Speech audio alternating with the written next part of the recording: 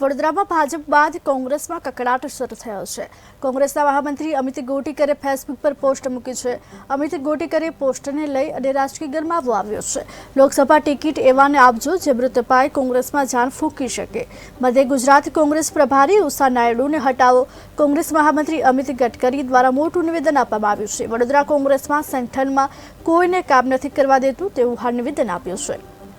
કશું નથી। પોસ્ટ એવું છે કે વડોદરા કોંગ્રેસમાં વહેલેસર સારો ઉમેદવાર ડિક્લેર કરવામાં આવે, જેથી વડોદરામાં જે કોંગ્રેસ હમણાં વીક ચાલી રહી છે એને મજબૂત કરવામાં આવે અને ત્યારબાદ કોંગ્રેસના કાર્યકરોને પોતાનો ઉમેદવાર ખબર હોય તો એ લોકોને લઈને ગલીએ ગલીએ શેરીએ શેરીએ જઈને એના માટે વોટ ભેગા કરી શકે।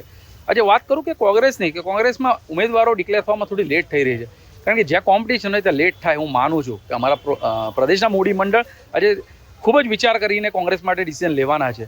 પરંતુ મારી માંગ એટલી જ છે કે આવનારા દિવસોમાં જે કોંગ્રેસનું કોર્પોરેશનનું ઇલેક્શન પણ આવવાનું છે તેને અનુલક્ષીને જો લોકસભાનો ઉમેદવાર આપવામાં આવે, વડોદરા શહેરમાંથી સારો અને સક્ષમ ઉમેદવાર આપવામાં આવે, તેની અસર ત્યાં પણ પડશે।